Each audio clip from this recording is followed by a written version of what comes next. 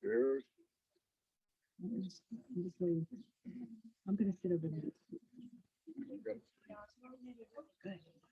Marge.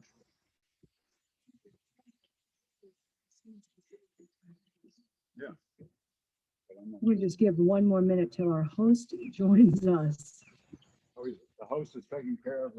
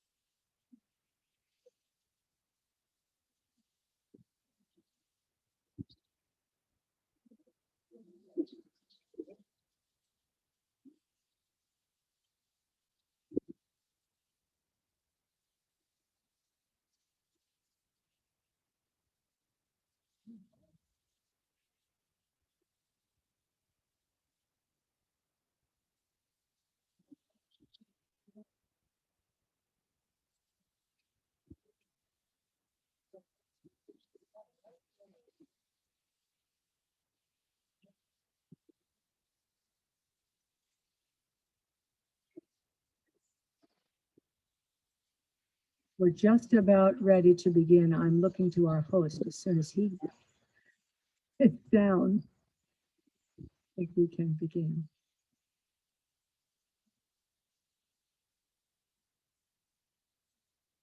There we go. Good.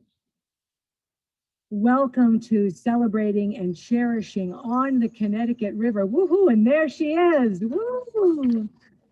And we are so delighted to be here at the home of Barb and Dick Shriver at One Pilgrim Landing here in Old Lyme. I'm Mother Anita, and I am the provisional priest in charge at St. Anne's Church here in Old Lyme. And the best ideas always come from community. When COVID began a year ago, a member of the congregation suggested we worship outside. And then a member of the Environment Committee suggested that we use our parishioners, Anne and Jeffery Rowthorn's book, God's Good Earth, to worship weekly in the Memorial Garden. And what started as a COVID thing is never going to end. Why should it? The best things in life are forever, like this wonderful worship service that we're now sharing with you. Bishop Ian suggested that we use this as the first part of the format for this evening, and so we are. So online, I know there's a copy that dear Maggie has put there, and we have paper textbook copies to listen to or share along with. We have a few more copies behind me. But with that, we'll begin with page 22, chapter 4, Living Waters, God's Good Earth, Praise and Prayer for Creation by Anne and Jeffery Rowthorn.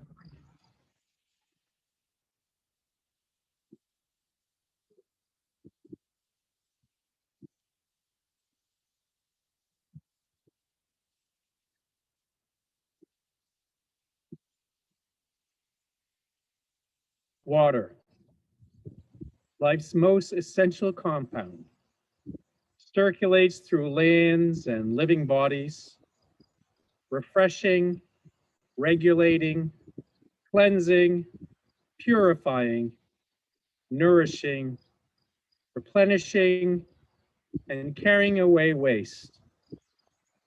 2/3 of the earth is water, 4/5 if ice is included.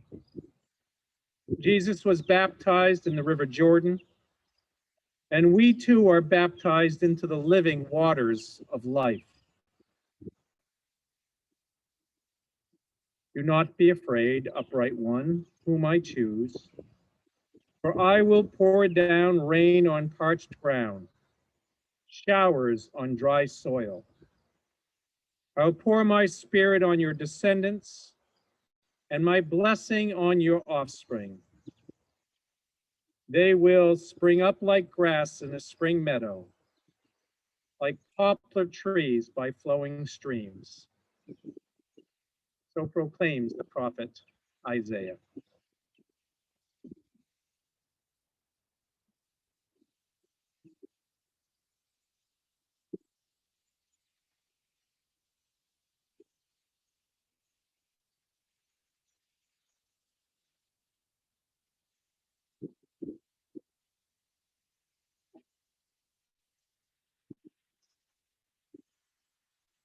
The Lord be with you. Let us pray. Holy God, holy and merciful, holy and mighty, you are the river of life. You are the everlasting wellspring. You are the fire of rebirth. Glory to you for oceans and lakes, for rivers and streams. Honor to you for clouds and rain, for dew and snow. Your waters are below us, around us, above us. Our life is born in you. You are the fountain of resurrection. Praise to you for saving waters. Noah and the animals survived the flood. Hagar discovers your well. The Israelites escape through the sea, and they drink from your gushing rock. Naaman washes his leprosy away, and the Samaritan woman will never be thirsty again. Satisfy all our thirst with your living water, Jesus Christ, our Savior, who lives and reigns with you and the Holy Spirit, one God, now and forever. Amen.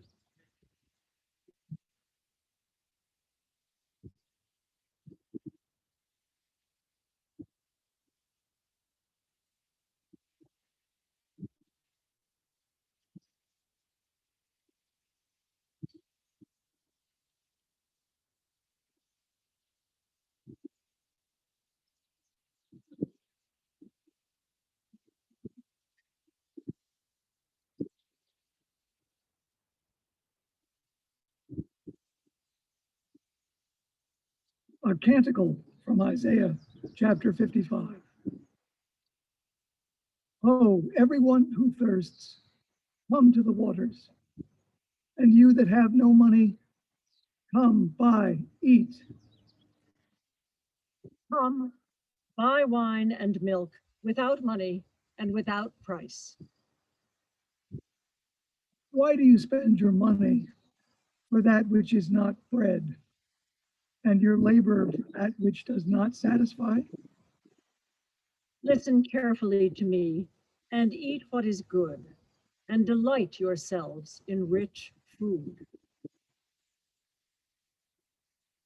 Incline your ear and come to me. Listen, so that you may live. I will make with you an everlasting covenant.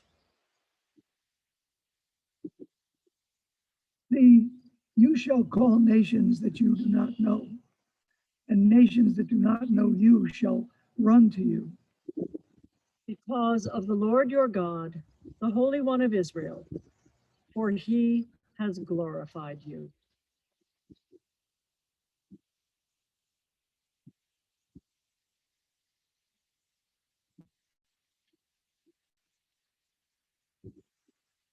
Psalm 107, verses 35 to 38.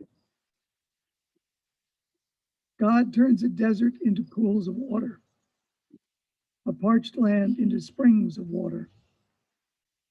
And there he lets the hungry live. and they establish a town to live in. They sow fields and plant vineyards and get a fruitful yield. By his blessing, they multiply greatly, and he does not let their cattle decrease.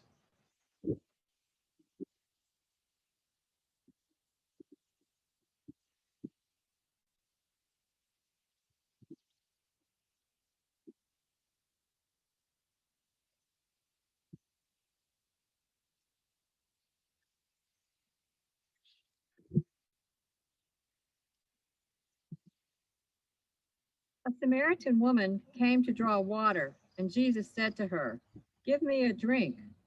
His disciples had gone to the city to buy food. The Samaritan woman said to him, "How is it that you, a Jew, ask a drink of me, a woman of Samaria?" Jews did not share things in common with Samaritans. Jesus answered her, "If you knew the gift of God and who it is that is saying to you, 'Give me a drink,' you would have asked him, and he would have given you living water." The woman said to him, "Sir, you have no bucket, and the well is deep. Where do you get that living water? Are you greater than our ancestor Jacob, who gave us the well and with his sons and his flocks drank from it?" Jesus said to her, "Everyone who drinks of this water will be thirsty again, but those who drink of the water that I will give them will never be thirsty. The water that I will give will become in them a spring of water gushing up to eternal life." The woman said to him, "Sir, give me this water so that I may never be thirsty or have to keep coming here to draw water."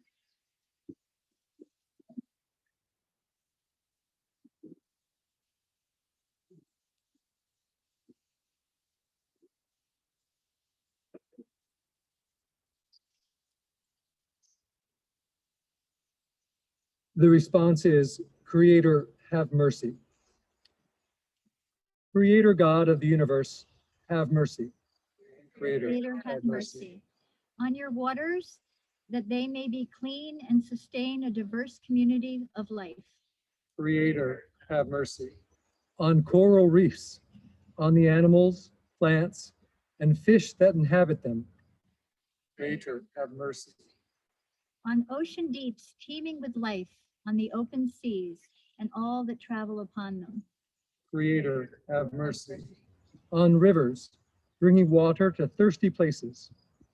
Creator, have mercy. On lakes and streams, home to a diversity of life. Creator, have mercy. On ponds and marshes, cradles of life. Creator, have mercy. On your wetlands and estuaries, on rocky coasts and beaches. Creator, have mercy. On islands and atolls, on oases and all outposts of life. Creator, have mercy. On glaciers and ice fields, holding the delicate balance of waters. Creator, have mercy. On storms, floods, and tempests, and all fearsome forces of weather. Creator, have mercy. On rains that water the earth, causing plants to sprout and grow. Creator, have mercy. On snow and hail, sleet and winter cold, and the dormant things that wait for spring. Creator, have mercy. On mists and fog, silently watering the ground. Creator, have mercy.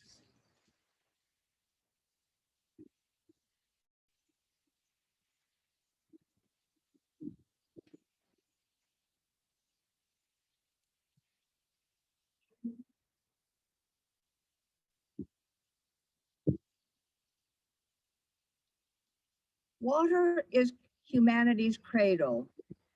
It is our first home deep in our mother's womb. Water is all things to all of life. It is as close to us as the tear in our eye and as distant as the cloud hovering over the open sea. As the Tao reminds us, water benefits 10,000 things, though today we surely would not stop at 10,000. Water is life force, source of inspiration, wonder, solace, and beauty. The water that courses through our bodies is the water that upholds and nourishes all that is created. Every animal of the land, fish of the sea, bird of the air, every flower, every fern, and great towering sequoia. Water in all its forms shapes the landscapes of the world. Water created the mountains, plains, and valleys of earth. Water is still creating, never ceasing. Water refreshes the soul and feeds the imagination. Water is life. We need to defend and protect it with our lives. John Muir said, "It is a blessed thing to go free in this world, to see God playing upon everything, his fingers upon lightning and torrent, on every wave of sea and sky, and every living thing, making all together sing and shine in sweet accord, the one love harmony of the universe."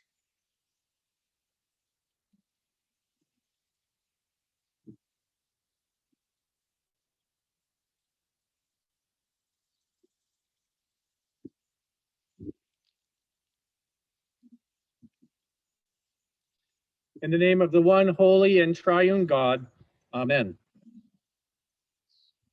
In Anne's wonderful reflection that she just offered, she reminds us that water is both humanity's cradle and also all things to all life.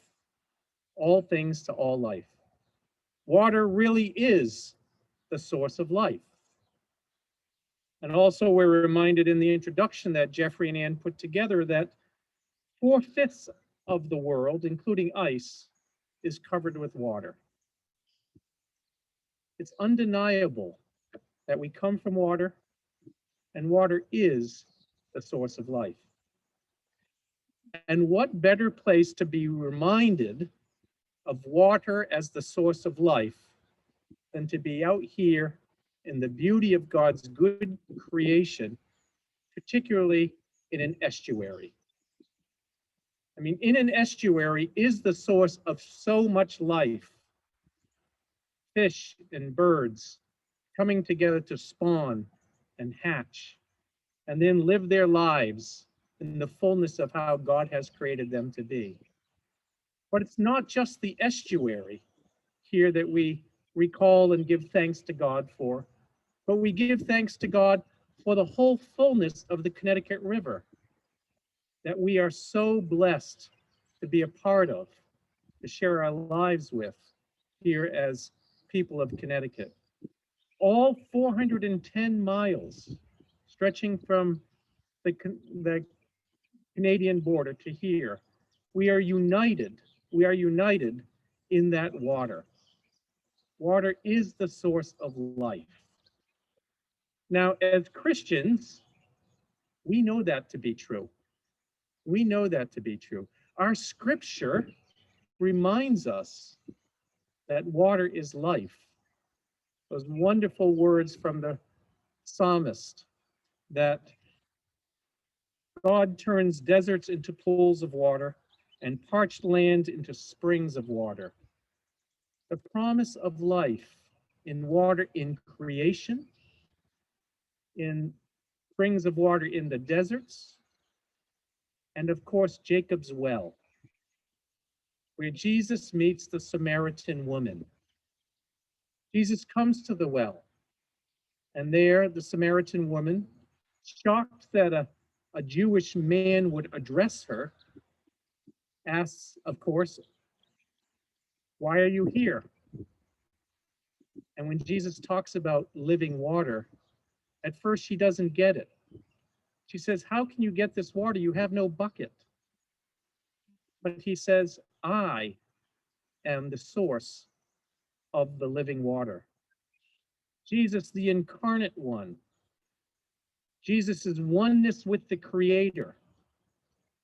Jesus, filled with the Holy Spirit, taps into, relies upon, and offers his life as living water for the world.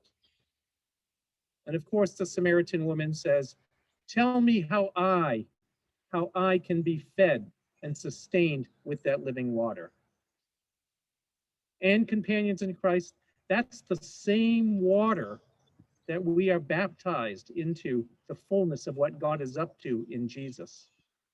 In baptism, we die to our old selves, that part of us that would want to be alienated from God, alienated from each other, and alienated from the fullness and glory and goodness of God's creation.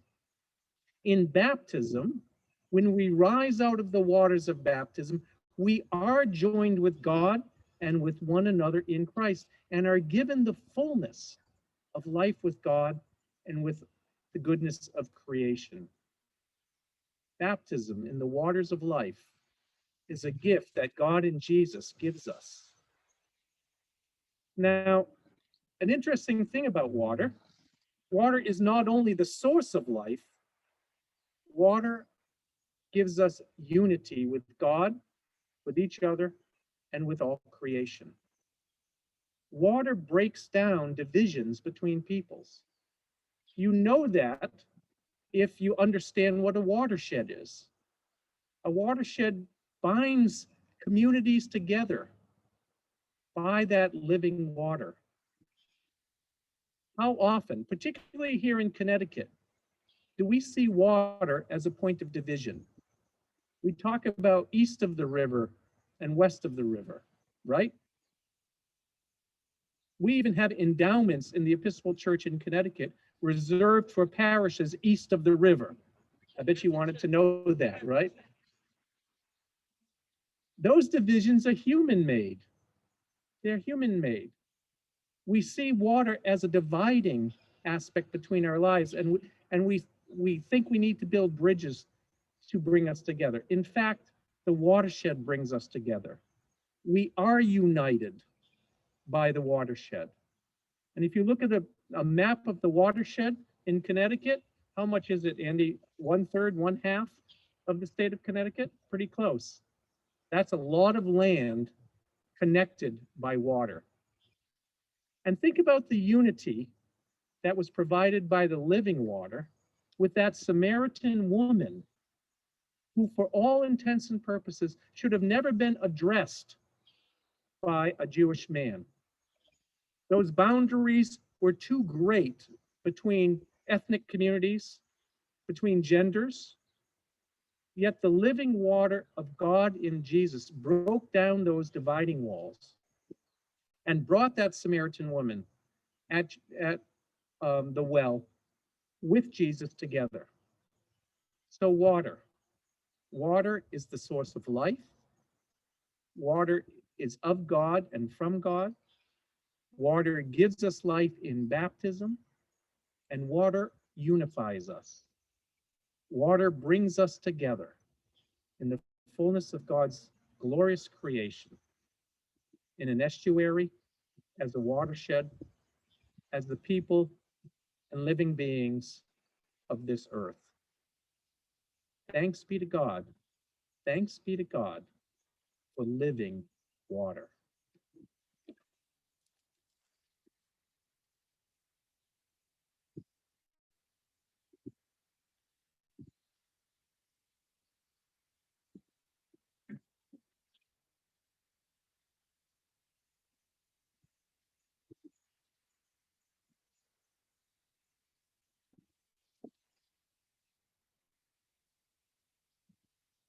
Creator God of the universe who hovers over the waters, we confess that we have become alienated from earth.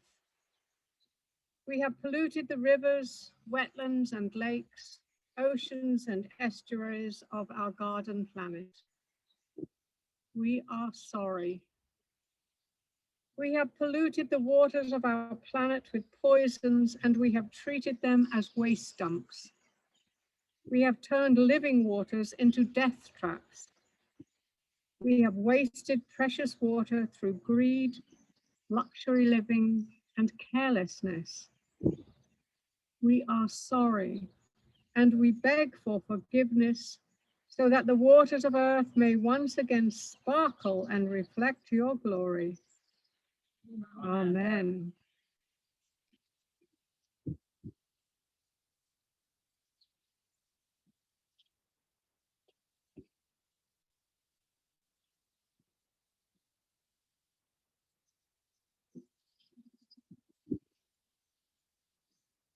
God, who called us forth from the dust and watered our lands with countless streams and great rivers, we thank you for the garden that you have set us to dwell in. And so, as of old, we turn again to the sky. Send your living waters upon us.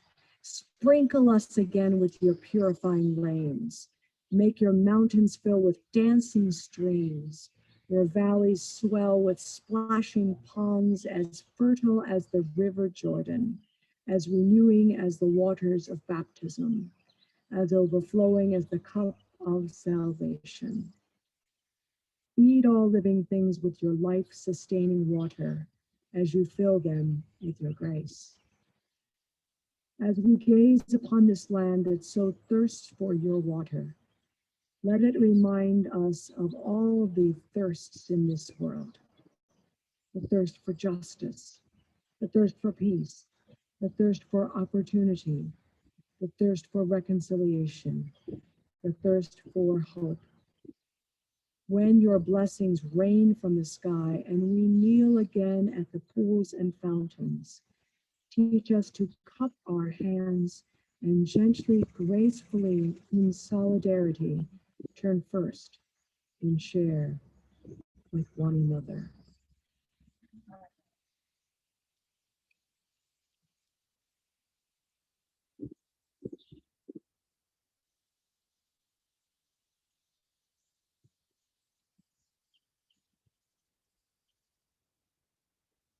So if you're brave, I would invite you to stand.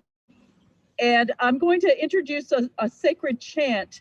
I wanted to say that this came from one of our former region missionaries, Eliza Marth, and it is a chant that was sung every day at Standing Rock, the pilgrimage from the sacred fire to the site of the Dakota pipeline that was threatening their water supply. And so every day they would gather at the fire, and then they would chant this as they made their way to the water. The words are this: water, heal my body. Water, heal my soul. When I go down to the river, by the water, I am whole. And I'll sing it through, and if you know it, jump on, and if you can harmonize, even better. And if you're too close to someone for singing purposes outside, right, you can step away and turn. What we've done on our hikes is actually we just turn away from each other, so that the aerosols go out in another direction. But it goes like this: water, heal my body. Water, heal my soul. When I go down to the river by the water, I am whole. Water, heal my body. Water, heal my soul. When I go down to the river by the water, I am whole. Water, heal my body. Water, heal my soul.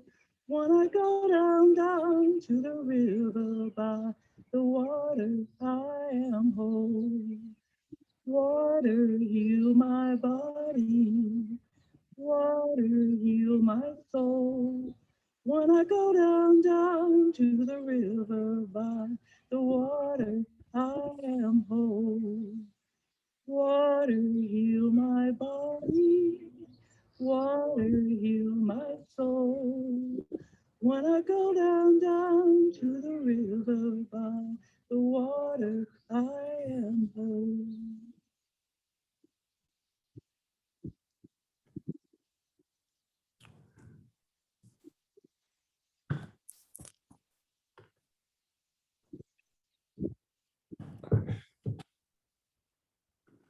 It has been our custom at St. Anne's in our creation care service to say the hymns because the Rowthorns have introduced us to lots of unfamiliar hymns. So we start with the words, which is often where hymns begin as prayers.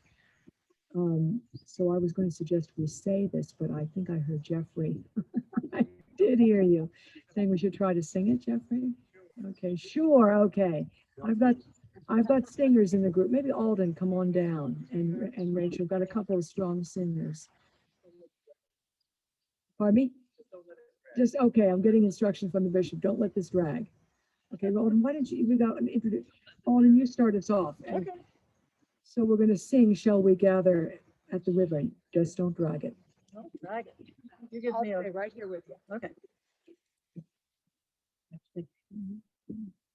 Shall we gather at the river where bright angel feet have trod, with its crystal tide forever flowing by the throne of God? Yes, we know the beautiful river. Gather with the saints the river that flows by the throne of God. On the margin of the river, washing off its silver spray, we will walk and worship ever the happy golden day. Yes, we the beautiful river, gather with the saints at the river that flows by the throne of God. There we reach the shining river, lay we every burden down. Grace our spirits will deliver and provide our robe and crown. Yes, we the beautiful river. Gather with the floods of the river that flows by the throne of God. Soon we'll reach the shining river. Soon our pilgrimage will cease. Soon our happy hearts will quiver with the melody of peace. Yes, we love the river, the beautiful river. Gather with the saints at the river that flows by the throne of God.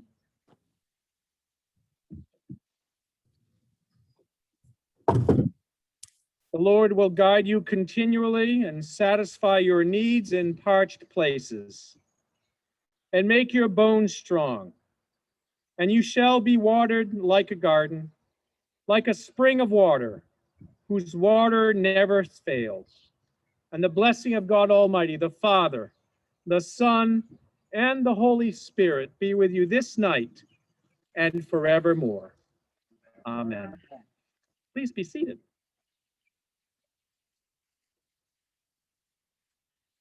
Before we move to the second part of our evening together, I do want to just express thanks to Jeffrey and Anne for their incredible work putting together those worship services in this great book, God's Good Earth. If you borrowed one, I encourage you to purchase one. So, and also I want to give thanks to the Shrivers. Thank you so much for hosting us tonight. It's such a joy. I mean, unbelievable. Thank you so much, and thanks to the Connecticut River Conservancy and our region missionaries, Maggie Breen and Rachel Thomas, and Brett Morrison, whose great idea all this was. So thank you all for your great work putting this together. We're now going to have, we're honored to have Andy Fisk here. Andy is the executive director of the Connecticut River Conservancy. He has been that since 2011. Previous to that, he was the director of Land and Water Quality Bureau for the Maine Department of Environmental Protection. No small job. We've been very blessed to have him lead the Connecticut River Conservancy at this time. And he's here tonight to really, as a scientist, as someone passionate about this beautiful God's gift to us, to speak to us about Connecticut River, the watershed, the Conservancy, and what we can do to be part of really stewarding and being good stewards of this glorious gift from God. So Andy, thank you. So Andy will speak, we'll take some questions, and we'll still try to wrap up a little bit after 7:30. Thank you, Andy. Thank you, Andy. Thank you, everybody. It's been terrific to be in fellowship with you tonight. It's a real joy to be invited into this, and the Rowthorns, thank you immensely for the work you've done to celebrate the spirituality of water. And I will say, every time I participate in a service like this, whether it's in my home denomination of Unitarian Universalism or visiting others in fellowship, I am ecstatic that we are continuing to walk and talk past the biblical message of dominion, because what creation teaches us is so much more than dominion.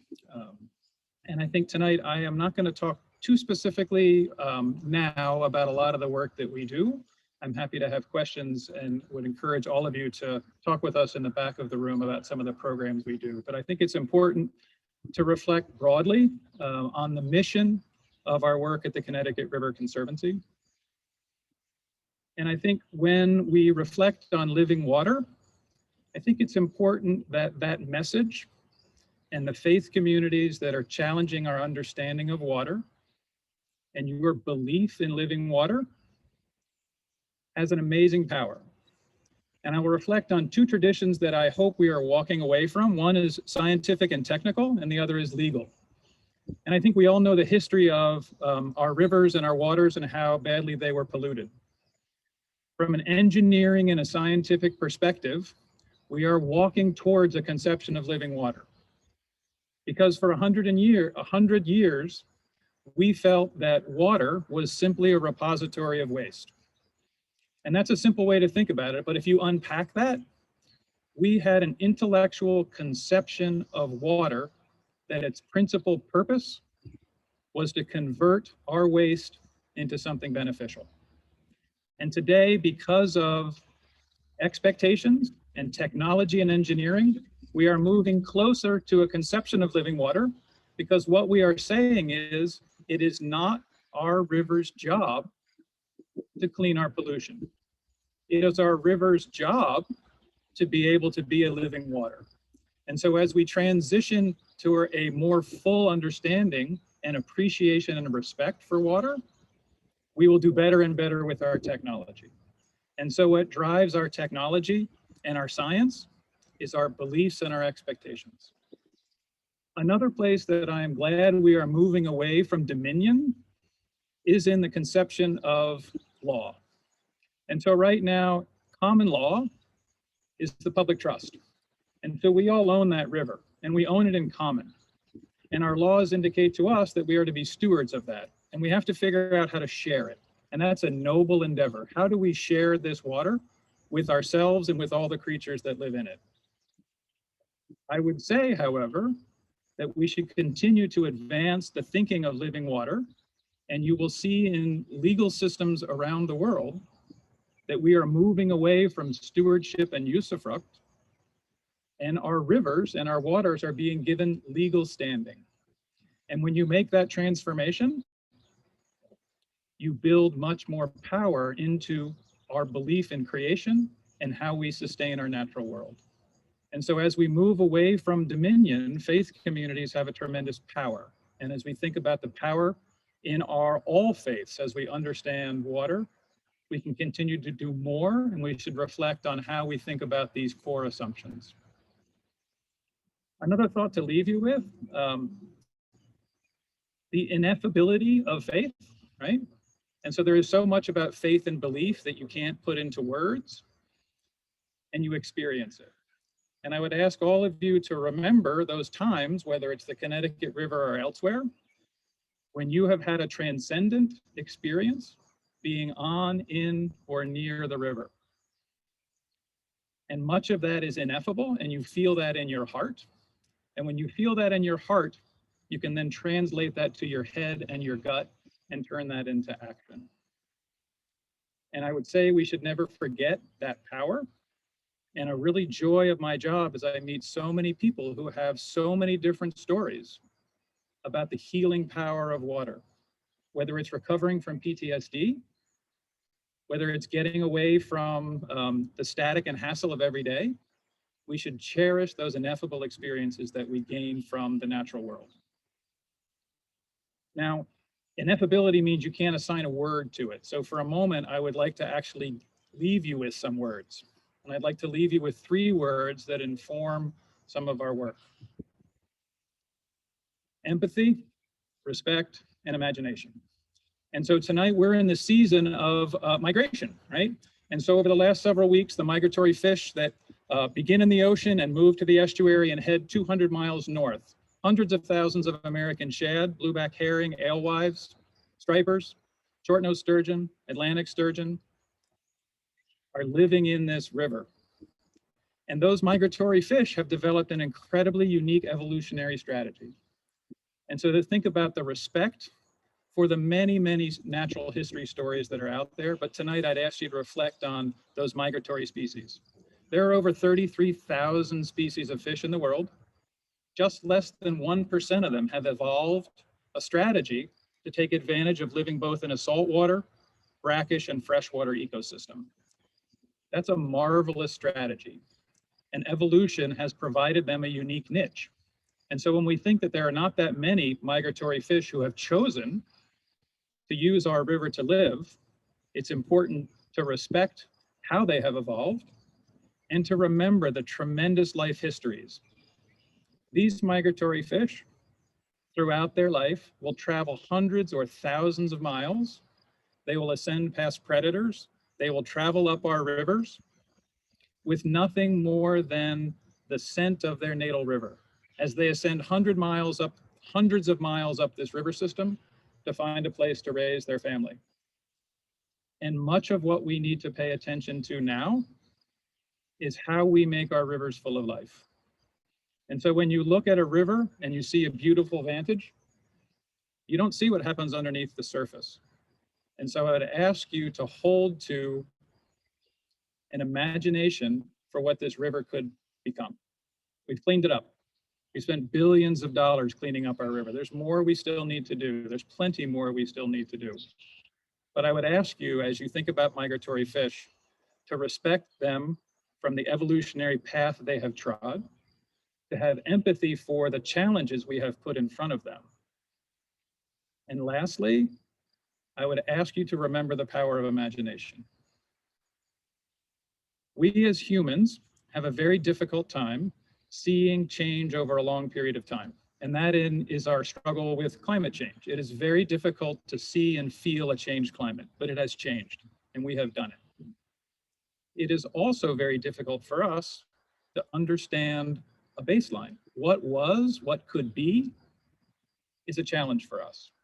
And so one of the things we do at the Connecticut River Conservancy is harken back to the founders. My organization was created in 1952, and it was created by politicians, business owners, yes, the proverbial housewife, and garden club members.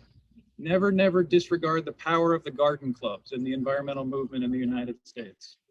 And those people founded this organization, and they were upset. They said, this is not good enough. We don't know how to get to where we want to go, but we imagine a better future. And they set out that marker, and then the money, the engineering, the technology, and the political will would follow. So today I would ask you to, yes, remember that our rivers used to be filthy, know that they are cleaning, but now let's hold to an imagination as to what our rivers could contain and think about restoring migratory fish populations. Let me give you an example of what our baseline is and how it may not reflect what is possible. How many fish can fit in a river? That is the question, right? And so you may hear numbers for migratory shad populations, 300,000 shad past the elevator in Holyoke, Massachusetts, 100+ miles north. That's a big number, right? Well, what is our goal for the restoration of American shad in the Connecticut River? Our management goal that's put forward by state and federal biologists in accordance with the public is 1.3 million American shad entering the Connecticut River.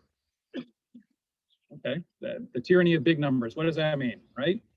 Well, when you go back into the historic record and you look at what researchers have done, we have good records along the Atlantic coast for shad landings over several hundred years. George Washington was a very prolific shad fisher and kept very detailed records. And if you look back at the Potomac River watershed, it's an analogous watershed to the Connecticut. It's a little bit bigger. And if you go back to the early 18th century and look at the landings, and historians have done this, the Potomac River in the 18th century sustained runs of 20 million American shad. And if that is an analogous river to the Connecticut, our goals, our baseline is way off, right? And I have no idea how you get to 5, 10, or 15 million American shad in the Connecticut River. I just know that when you imagine that, and you put your belief and your faith and your head and your heart and your gut, because much of what we need to do is based on intuition and gut, we may get to a river that is truly full of life, as well as our life, but those that have fins and flippers and pinchers and beaks and wings. So please never disregard the power of imagination. I am happy to talk more specifically about some of the work that we do. Our organization has been around since 1952. We are staffed from the estuary to the Canadian border. Our work involves removing obstructions to fish passage. It means advocating for better environmental standards. It provides people ways to get to the river. It provides people an opportunity to take meaningful action. And if you would like to talk with us about the meaningful action that you can take, we would love to have you along. And I will say it's wonderful to see so many old friends here. And the St. Anne's Parish, you are a remarkably active parish. And it's wonderful to see so many old friends here. And we hope to see you as a new friend out on the river and doing work with us. So thank you very much.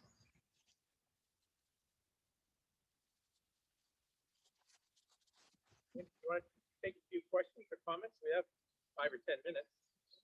Thoughts, questions? Thank you. Yes. Respect.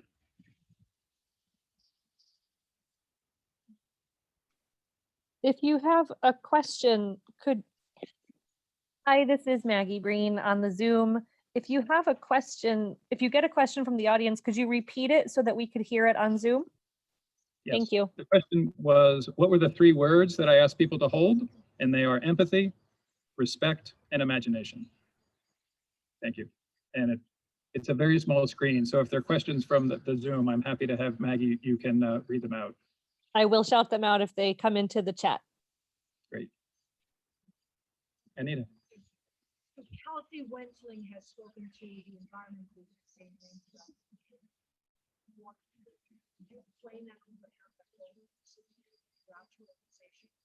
Sure. So the question is, how does the Connecticut River Conservancy, how are we structured? And so we have what we call river stewards. They're one of our program staff. And so Kelsey Wentling is our river steward that is based in the Connecticut portion of the watershed. And then we have stewards in Massachusetts, Vermont, and New Hampshire. Our other program priorities, we have a restoration program where we have staff that manage approximately 50 to 60 restoration projects, planting 10 to 15,000 trees a year, removing dams, restoring stream habitat in the streams and alongside the riverbanks. And then we also support recreation programs like the Connecticut River Paddlers Trail, which the Episcopal Diocese knows quite well, having paddled from the source to the sea, I think in 2017 as well. Question, Steve. about your use of GIS.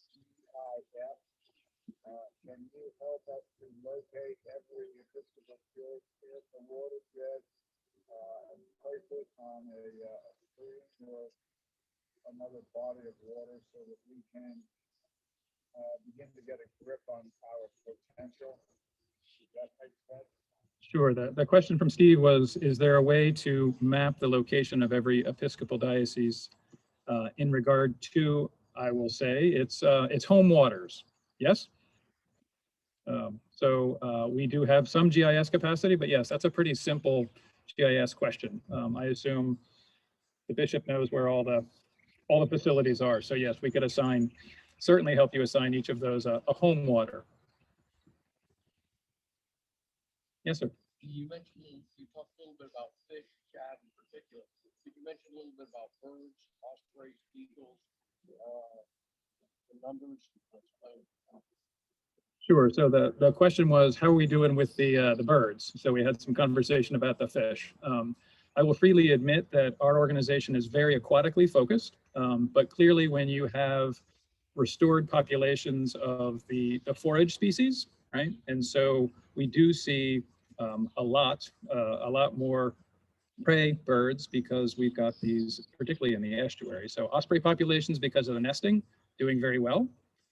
Shorebird nesting, however, not doing so well along the coast. Now, the Connecticut watershed does not have a lot of coastal habitat because we neck down. But when you look at red knots and some of the other shorebirds, they're having a harder time. And largely that's a function of decreased forage and habitat on their flyway. They don't have enough places to hang out and fatten up. That's a pretty cursory overview of the bird population. That's not my immediate forte. Barbara.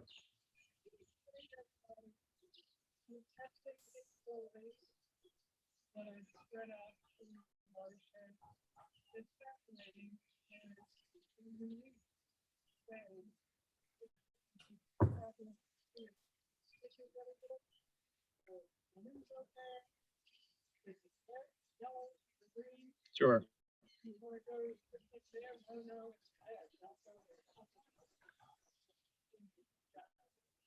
So Barbara was asking about our testing. So one of the really, the Clean Water Act, right? That's a central statute that we work within. The Clean Water Act is incredibly powerful because it provides for the swimming and boating is a core use of the Clean Water Act, right? So there's a legal requirement to make things swimmable and boatable, as well as protecting it for aquatic life. And so many organizations test the water, they collect environmental information, and then give it to the public. So our organization samples bacteria at 156 locations throughout the 4-state watershed in order to give people an indication of whether it is safe to swim. It's a risk-based system. And so if you go to Is It Clean Connecticut River or Está Limpio Connecticut River, you can find information that will allow you to judge your risk swimming in water.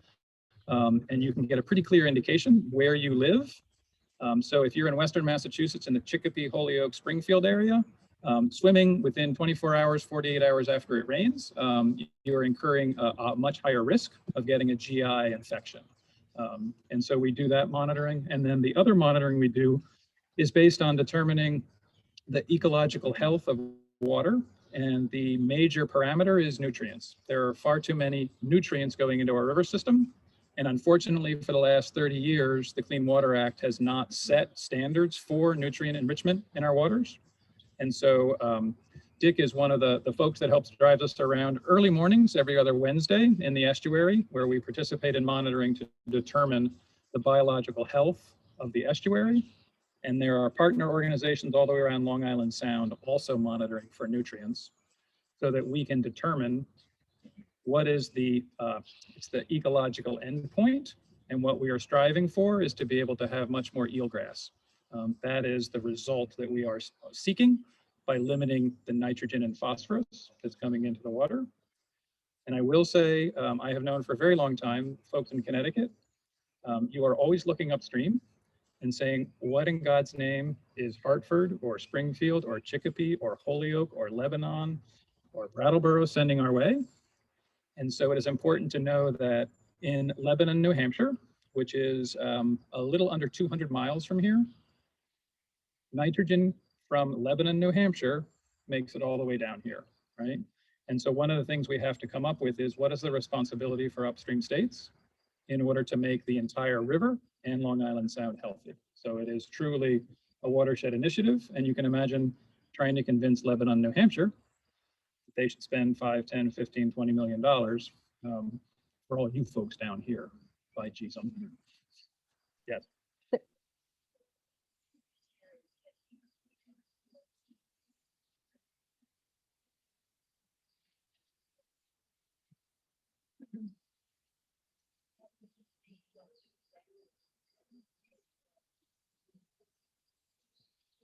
Right, and the question was, what about the tributaries? So there are 156 named tributaries, relatively major tributaries to the Connecticut. And so, yes, we do sample those. And you can, where the tributary meets the river, you can sample and get an understanding of what that sub-watershed is contributing. And yes, some of the tributaries do more than their share of bad work for the larger watershed. And so that is part of the monitoring strategy.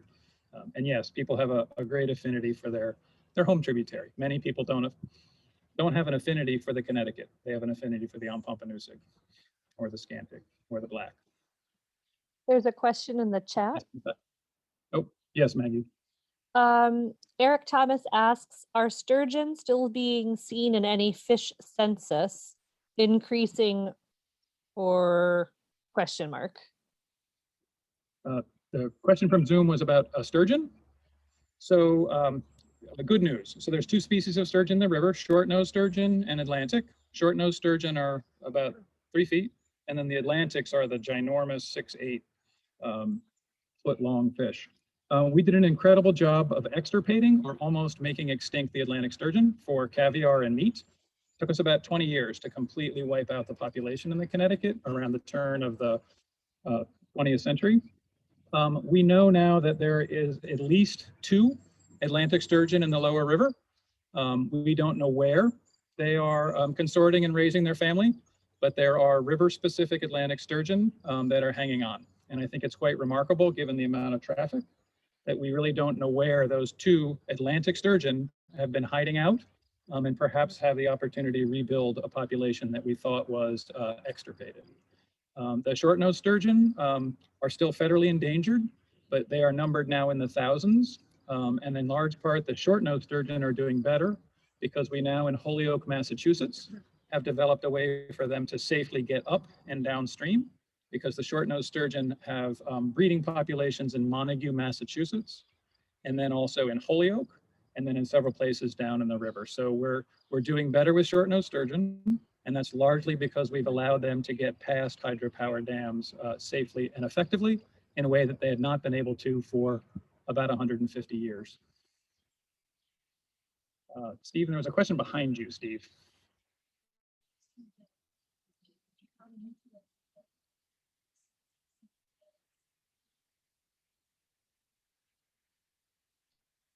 I don't actually know directly how increased nutrient concentrations affect invasives.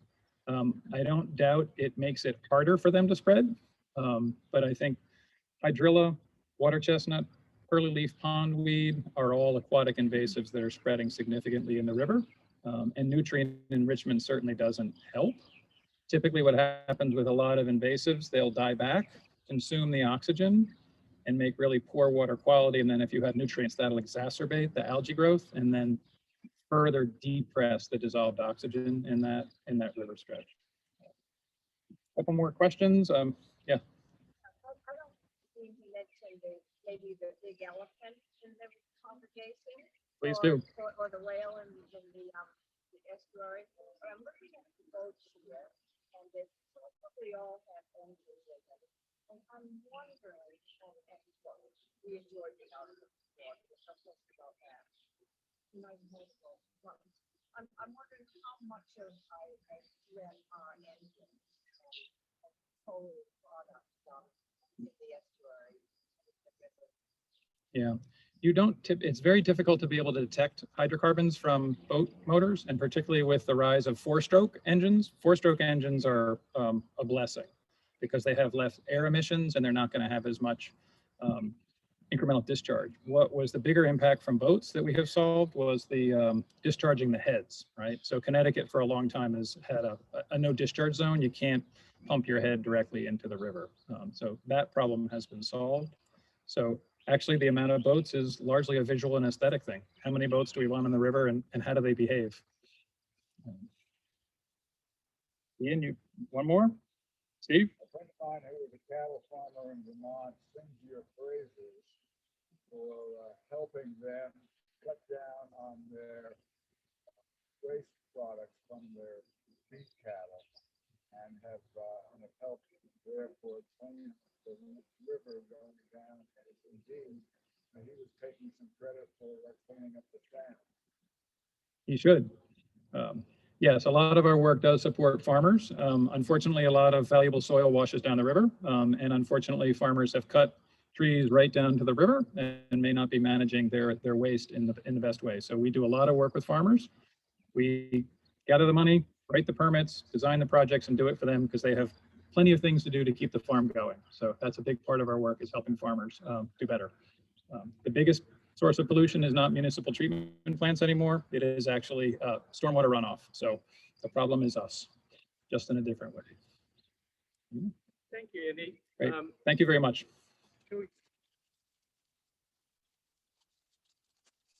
Andy will be around for, You're my ride That's home, it. so I'm here as long as you are.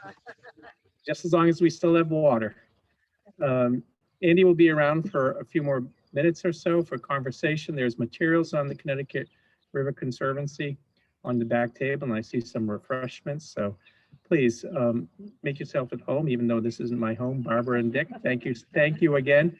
And we'll close with a commercial for the second half of this wonderful offering of the Episcopal Church in Connecticut and the Connecticut River Conservancy. So Rachel Thomas, our region missionary from this southeast region, and Maggie Breen, once again, thank you for, Maggie, thank you for facilitating the Zoom.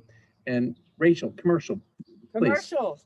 Da, da, da, da, da, da, da, da. Okay, part 2. What month is this? June 26th, Saturday, is Choose Your Own Activity Day, centered in Riverside Park in Hartford. And when we were talking about the river being a place for transformation and a place where the watershed unites us, this is a day to do both of those. So you may choose from canoeing and kayaking with Bishop Ian and Kristen. Are you going to? I mean, all kinds of people are doing that. Or hiking along the river. Brett's leading a hike there. Tree planting, enormously important work. And we would love to have some people help plant trees. Or just wandering around the park on your own. There'll be a worship, time of worship at 12:30. That'll be a bilingual service, and it will feature Mixes Sean Rosie from the River Tribes, talking about the relation of indigenous life in the river, and followed by a bring your own picnic. So you can register online on Eventbrite, but save the date, June 26th, invite your friends, come share with more time with the River Conservancy and your fellow Episcopalians, and who knows, maybe even some people that aren't Episcopalian. How radical. Anyway, there's my commercial. Thank you, Rachel, and thank you, everyone, for being here tonight, and we'll see you on the 26th. And thank everyone at home in the viewing audience. God bless. God bless, everyone.